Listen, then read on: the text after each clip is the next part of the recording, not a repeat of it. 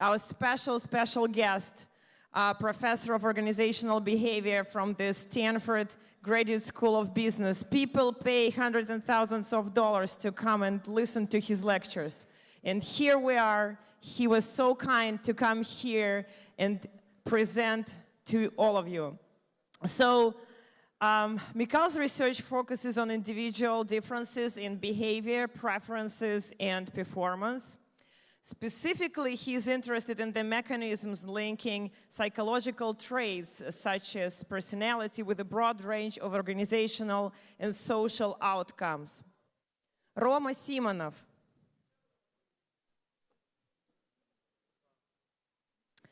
Including job performance, person-job fit, consumer preferences, and ideology, as well as the expression and recognition of psychological traits from behavior, language, and facial features.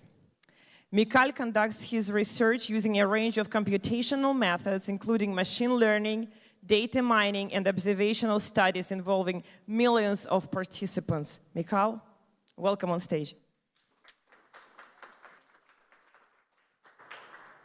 Hi, good afternoon, everyone. How are you guys doing? Oh, I see. Coffee kicked in. That's great. My clicker doesn't work, though. Oh, it works now. Great, thank you. So thanks to your efforts, all of us, we are leaving now an enormous amount of digital footprints while using digital products and services such as your smartphones or LinkedIn or Google, Facebook, and all of those other technologies that you are so diligently building around here. And I'm also probably not going to break news to you by telling you that we're leaving an enormous amount of digital footprints every single day. Back in 2012, IBM estimated that we used to be leaving 500 megabytes of digital footprints per person, per day, every single day. And now to help you imagine how much data it is, let's have the following thought experiment. Let's imagine you wanted to back up just 1 day worth of data that humanity used to produce back in 2012. On letter-sized paper, double-sided, single-lined, Times New Roman with zeros and ones. How tall is going to be the stack of paper containing just 1 day worth of data that humanity used to produce back in 2012? Do we have any investors in the room? You guys should be quick at counting. How tall is the stack of paper going to be? Sir? 1.1 what? Parsec. Oh my God, I don't even know what it is. How tall is that in English? In kilometers. Oh, that's no, not that much. Thank you. No, a bit less than that. It's like from here, but I actually never heard anyone overestimate this value from the start. It's like from here to the sun 4 times over. So you're the first person ever that's actually overestimated it. People start with 1 meter, usually. And now, of course, we're producing much more data with every single day. Recently, The Economist estimated that in 2025, we'll be producing 62 gigabytes of data per person per day. And we're going to have more people available on this planet as well as your customers, which brings me to this next slide. Can anyone recognize what that is? It's a car. Sorry, it's a truck, actually, to be precise. And even more precise, what's in this truck? Pardon? Snowmobile, great. I knew it. We will have someone here in this audience who would recognize Amazon's response to a portable hard drive. Okay, so there's data on this truck. Now, why would you ship data on a truck?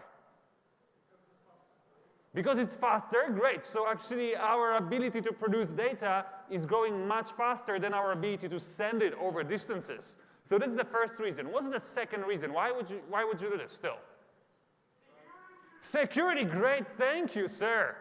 Yes, if you guys, as individuals or companies, believe then no one is listening to you when you're sending data online, well, you're either wrong or dead bloody boring. And I bet you are not that boring because at the least you are great customers. Okay, so security.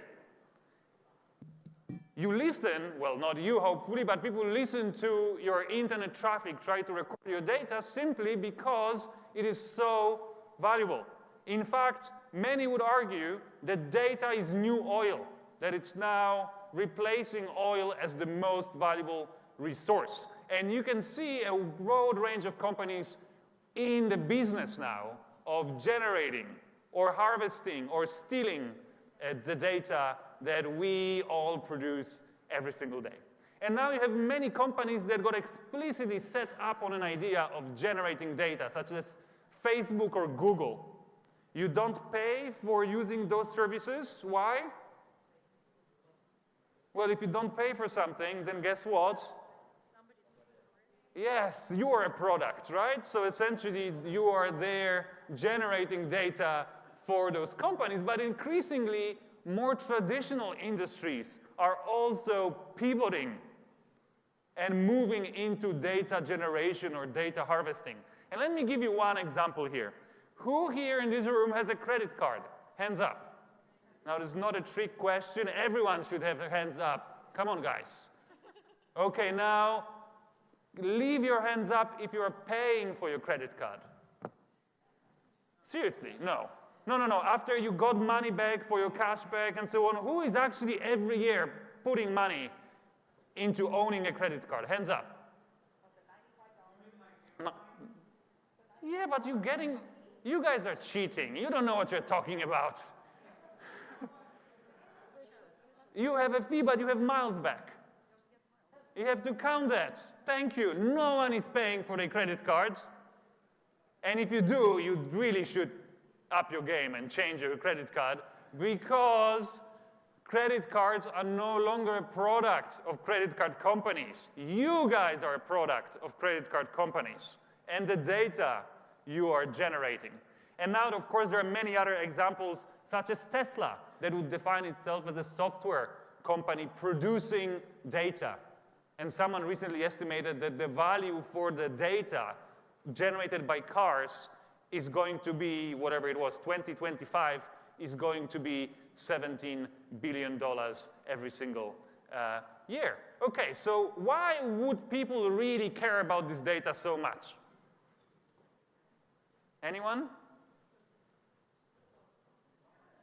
Monetizing, great, because if you marry this data with computer algorithms, with AI machine learning algorithms, you can do a few extremely useful things. You can spot patterns in the historical data and extrapolate, which is already extremely useful, and then extrapolate from those patterns into the future, trying to predict future behavior of markets, cars, consumers, your own health, and so on. And I'm a computational psychologist. I study humans. So I'm using this data to try to predict future behavior of humans and their psychological traits. And let me show you a short video that summarizes results of one of my recent studies where I looked at people's Facebook likes and tried to see what can we predict about those individuals just based on their Facebook likes. So a short video is coming now. Now, clicking like on Facebook is something most of us do without thinking. The University of Cambridge over in London actually did a study of what people like on Facebook to try to determine facts about them that they wouldn't otherwise know. So they didn't just look at the products, the movies, the bands that people like. They also looked at the status updates that people liked, the photos that people liked, and they were able to draw some really, really interesting conclusions about all of your likes that you're clicking can tell more about you than you might have realized, from your political values to your religion to your gender to your happiness to your age. In fact, some parts of your identity can be predicted with 95% accuracy. Accuracy was lowest, about 60% when it came to predicting whether a user's parents were still together when they were 21. People whose parents divorced before they were 21 tended to like statements about relationships. Drug users were ID'd with about 65% accuracy, smokers with 73%, and drinkers with 70%. Sexual orientation was also easier to distinguish among men. 88% right there. For women, it was about 75%. Gender, by the way, race, religion, and political views were predicted with high accuracy as well. For instance, white versus black, 95%. The findings have alarmed privacy campaigners who fear this research could be used to commercially exploit users. So keep in mind that just because you think you're not revealing a lot of personal details on Facebook, you're still spreading the word to the outside world as well as those online marketers. Volunteers with few friends liked walking with your friend and randomly pushing them into someone or something. Hey, it's not their fault they don't have friends. Everyone they know keeps getting randomly pushed into traffic. High IQ corresponds to liking Mozart, science, and the Colbert Report.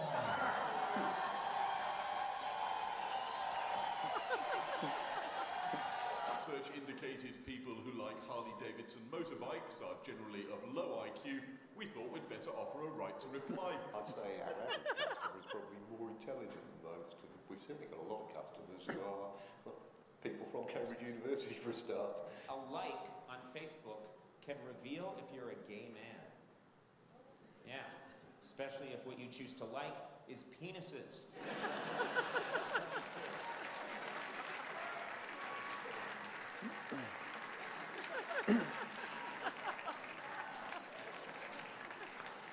That's my wife walking in. I'm like, oh! It's a joke. By the way, don't be an idiot and think that if somebody clicked on Wicked the Musical that they're gay automatically, or they clicked on Harley Davidson and they're stupid automatically. Ironically, that would make you stupid. Okay, so as you guys can see, those seemingly innocent types of digital footprints, such as Facebook likes, and no one really likes anything overly intimate on Facebook. I mean, most of us don't. You know, it's a picture of a cousin, or a book that you've read, or a silly status update of your uncle. Those are not extremely revealing things. And yet, if you combine those seemingly innocent and unrevealing types of digital footprints with algorithmic predictive models, AI-based, machine learning-based, you can extract so much more information about those individuals. So essentially, the fact that you like Harley Davidson is just a tip of an iceberg. And with modern algorithms, you can predict much more from it. So okay, so the question is, how do those models work? And I have this equation here that we'll go through really quickly. But before we start, let me give you one practical example. Imagine we have this anonymous Facebook user, and you know nothing about them, apart from the fact that they liked Hello Kitty, the brand. Now, can anyone guess what is the gender of this anonymous Facebook user? Female. Female, so judgmental. In fact, this retired Japanese gentleman has the largest collection of Hello Kitty toys in the whole world. But in general, you're right. You can see that, and this is not a prediction, this is what you can see on Facebook's audience insights that provides you stats for people who like different things. You can see that 99% of people who like Hello Kitty are women. So if you know nothing about a person apart from the fact that they like Hello Kitty, you'll be pretty accurate if you guess they're women. Okay, are they working in sales or in the military? Sales, so judgmental again and so accurate. Of course. Great. Are they using a PC or an iPhone? iPhone. Great. They don't even know a self-respect. The research, we can guess. Thank you. That's where you're going for your results. That's, they were actually generating, Anna was generating those bar charts for me yesterday. So as you can see, a self-respecting Hello Kitty fan wouldn't even know what a PC stands for. So as you can see, you do not need to be Cambridge Analytica to take Facebook likes and make pretty accurate psychodemographic predictions based on them. Now, of course, in reality, the task is a bit harder than that. Why? Because only few likes have such extreme audiences as Hello Kitty. Take Forrest Gump, for example. Everyone likes Forrest Gump because it's such an amazing movie. But then if you look a bit closer, you can see that men are slightly overrepresented among the audience of the Forrest Gump like, which essentially means that if you know nothing about a person apart from the fact that they liked Forrest Gump, well, you can update your belief about their gender. And now if you combine those little crumbs of information across tens, hundreds, thousands, or millions of digital footprints that each one of us leaves behind every single day, if you're an algorithm, of course, you can arrive at a very accurate conclusion. Which brings me to the next question: how accurate are those models? Now, when you try to predict obvious things, such as age or gender, using people's digital footprints, the accuracy is close to perfect. But this is also not very impressive to human audiences. Why? Because we humans are also pretty good at judging each other's age and gender just from a short interaction, or maybe hearing their voice, or maybe reading few paragraphs of text that they have written. So it's kind of unimpressive to us that computers can do the same. But what about personality? Personality is, or someone's character. Those dimensions of personality are famously difficult to predict. We use, in fact, in psychology, we use long questionnaires that have up to 400 questions to estimate people's personality with some accuracy. Let's say in the context of recruitment or selection in order to match people with correct jobs. And they would spend hours taking those questionnaires, and also it's really easy for people to lie on those questionnaires. In fact, psychologists would argue that using personality assessment in recruitment is more of an IQ assessment, because if you're smart, you will know how to answer these questions in order to match the requirements of a particular position. So we wanted to see how accurately you can predict personality using Facebook likes. So what you can see here are the results. On the vertical axis, you have the accuracy of how accurately we could predict scores on a questionnaire. And on the horizontal axis, you can see the number of Facebook likes that were revealed to the algorithm. And if I had any psychometricians in the room, I would get a little clap here or a wow, because it's extremely accurate. In fact, when you use a questionnaire to predict the results on a questionnaire, so if I would say give you personality questionnaires today, and then gave you personality questionnaires again 1 month later, the correlation between your scores would be about 0.8. And we're reaching the level of 0.7 here for openness. So those are extremely accurate predictions. Now let me illustrate it in another way. We humans are also good judges, somewhat good judges of other people's personality. And the longer you know someone, the better you will know their personality.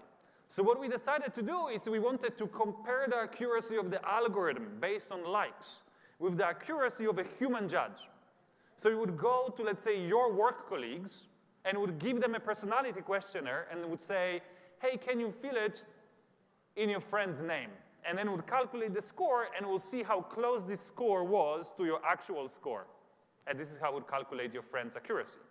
So the question to you guys again, how many Facebook likes do you need to reveal to an algorithm in order for it to be as accurate as your work colleagues at judging your personality? Less than 10. Great prediction accuracy, sir. In our studies, it was exactly 10. Now, friends and family members, you need more Facebook likes, around 100 to 150. And now the most accurate of the human judges, people's spouses, were outperformed by an algorithm based on 250 likes. Now, this is really upsetting if you have a spouse or are a psychologist. Look, spouses know a lot about each other. They see each other across many different situations. They see each other when happy and when stressed and when sad. They have intimate conversations. If you guys were married recently, your spouses still pay a lot of attention to you. And yet, a simple mathematical equation based on generic type of digital footprint, not a very intimate one, can predict your responses to a personality questionnaire with higher accuracy than your own wife or husband. That's, at least to me, it's a bit upsetting. And of course, Facebook likes are just one of many types of data that can be used in the predictions. History of your geographical location. Now, not only it's revealing in its own right, but you can now match it with metadata or data of other people. What you can see here is just 1 day worth of my life. You can see I live in Palo Alto next to Page Mill. You know where I work, you know where I eat, you know where I spend my evenings, which is revealing to you about my net worth, my salary, my profession. If you match my history of geographical locations with the history of geographical locations of other people, now you can see with whom I'm hanging out at the nut house. Now, if you know who was at the nut house at the same time, you suddenly know what my political views are, what my religiosity is, what my sexual orientation is. Why? Because of the homophily phenomenon. We tend to hang out with others that are similar to us. So suddenly, just a simple table with the history of GPS coordinates for me can be turned into a very broad array of extremely accurate predictions. Your playlist, everything or anything you say while at home, your email data, all of those types of informations can be now turned into accurate predictions, and it's not just happening in the lab. This is a screenshot from IBM Watson. It's, I think, over a decade now that they are offering accurate psychological profiling based on samples of text. Great. CCTV cameras. Even if you throw away all of your smartphones and devices, and you know, who can do this? The life would be really miserable without our wonderful technology. Even if you do this, the moment you start walking the streets, your image is going to be captured by CCTV cameras, cameras in self-driving cars, and so on. Now, you all know that your face can be recognized, and you can be just looked up on Google. So even if you're not carrying anything with yourself, you can still be identified, and the data can be extracted about you from what digital footprints that you have left behind before. Now, you may say, well, wait, I was in the coma for 30 years, so there's no data about me on the internet. Well, guess what? It turns out that a modern algorithm doesn't even need to look you up. It can just look at your face. And now by looking at your face, it can judge your character. It can predict your psychological traits. And when I say that, people say, well, okay, you're now going too far. How an algorithm can say anything about me just by looking at my face? Well, but it's not really such an extraordinary claim. We humans, we do it all the time. Look, you have no trouble judging people's gender by looking at their face. Gender is an intimate psychodemographic trait, and yet we don't really treat it as intimate because we can just judge it so easily from people's faces. Emotion is an intimate psychological state. We have no problem judging it from people's faces, even if they want to hide it. Genes are pretty personal, and yet you can spot genetic similarity, again, just by looking at people's faces. Genetic disorders, developmental disorders, political views. All of those things can be easily read from people's faces. Which of those guys voted for Trump? Here you go, right? Not that difficult, okay. But having said that, there are some other things that humans cannot easily judge from others' faces. Personality, for example. You have two famous psychologists here. One of them is an introvert, and another one is an extrovert. Which one of these women here is extroverted? Who think that Sandrine on the left is extroverted? Hands up. Extroverted meaning social and outgoing and friendly. Okay. Who thinks Sandra here on the right is extroverted? Okay. A bit, and you guys are right. I mean, some of you are right.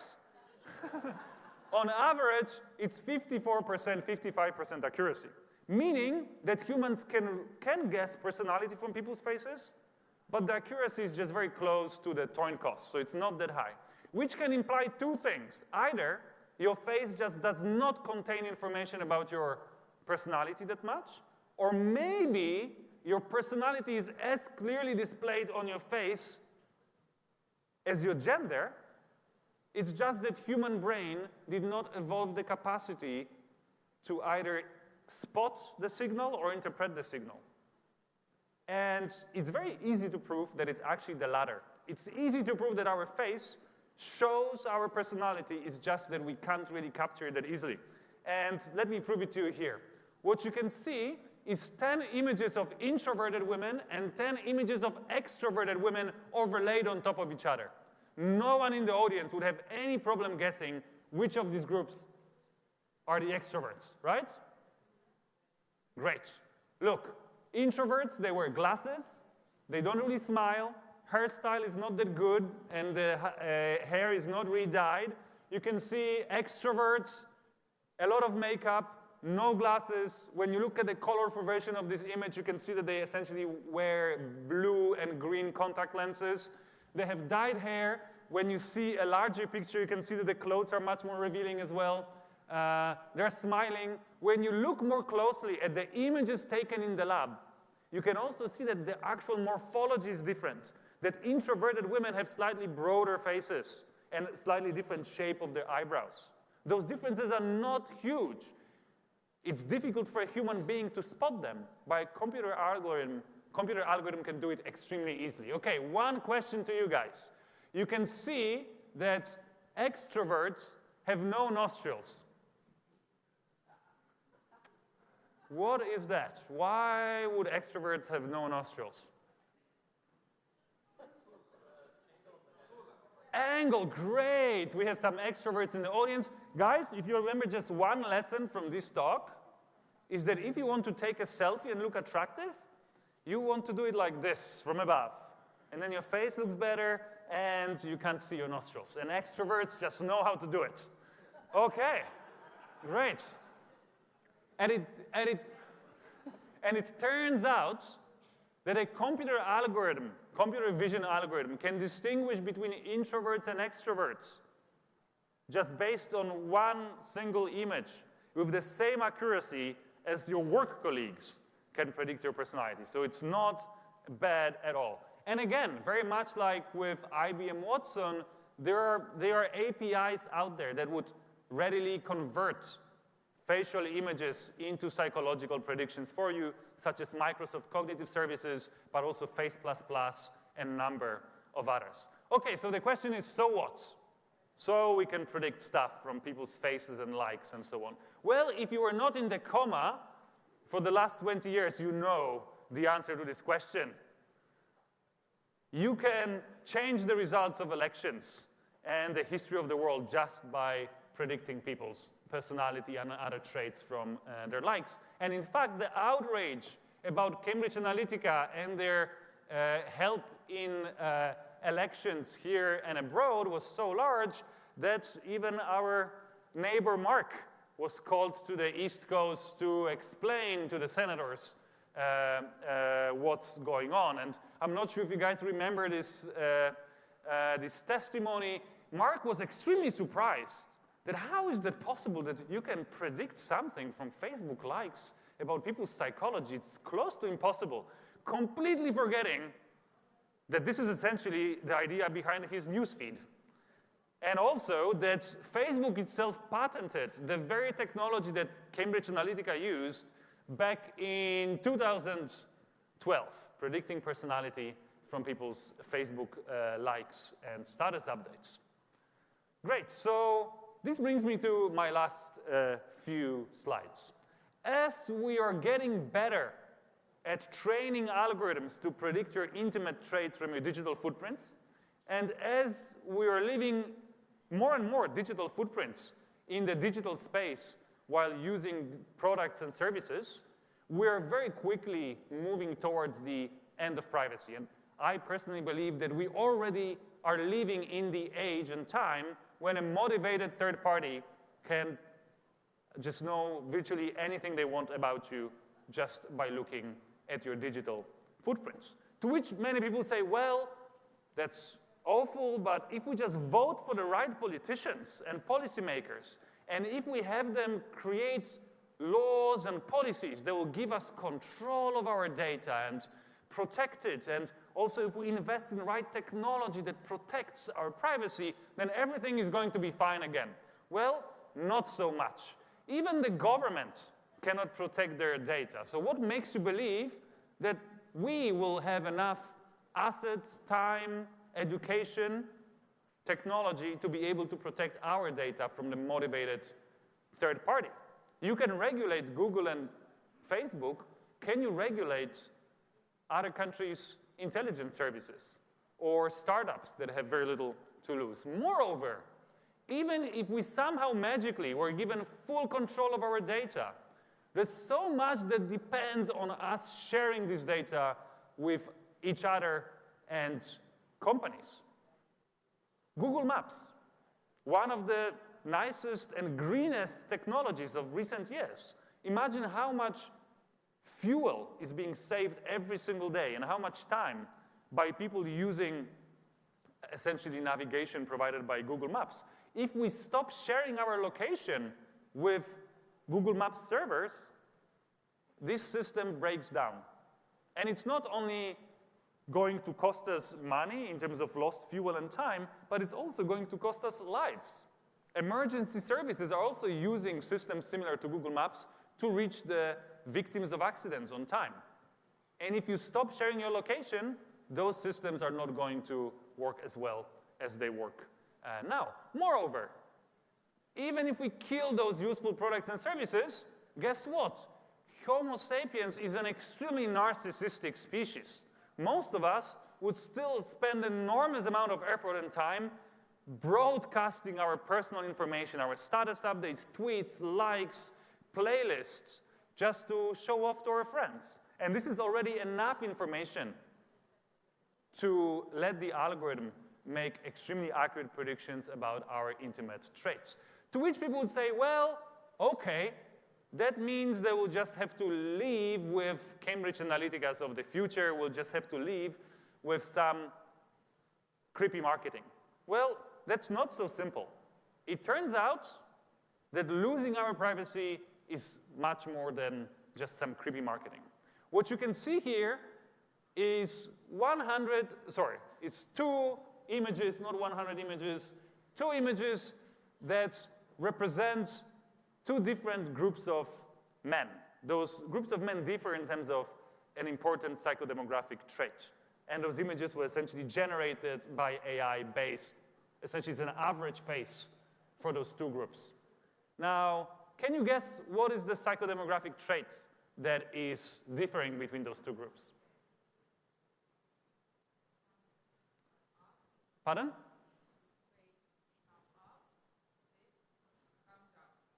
That's interesting. This should not be the case. We control for the angle. So they should have this. The angle should be the same, actually. But there's an important psychodemographic trait that is differing between those 2 groups. Income, it's not income. That's sexual orientation. Thank you. What you can see here is essentially AI dreaming about gay and straight men.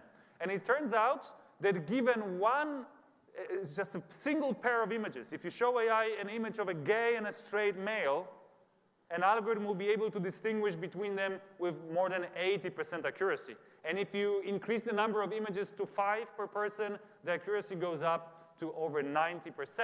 And when you combine this with that map, if this map showing you where the government is going to kill you if you're gay, this, I think, shows you really clearly that losing our privacy is not just some creepy marketing, but it's a matter of life and death for many of us. Which brings me to this one last slide here. I'm not against privacy protection and privacy protecting regulation and privacy protecting technology. In fact, I work with governments and policymakers all around the world trying to help them to build smart privacy protecting policies. But I want to make sure that those policies, like GDPR, are not creating an illusion that if we just create a good technology, that somehow our privacy will be handed back to us. This war, I'm afraid we have already lost, and the motivated third party is going to be able to make virtually any prediction about us with extremely high accuracy based on the digital footprints that we're leaving behind. And I use this metaphor of a tornado here, that look guys, we can all agree that tornadoes are bad, and we would probably also all agree that we should make tornadoes illegal today. But it won't make them stop. They will not prevent them from coming. And it's the same with privacy. We can all agree that losing our privacy, it's pretty bad. But us agreeing on that and us trying to come up with legislation that says, well, we don't want to lose our privacy, is not going to stop the end of privacy from coming. And the sooner we realize that, the sooner we can turn the discussion towards thinking about what can we do to make sure that this post-privacy world is still a habitable and nice place to be. And I should stop here. Thank you guys very much.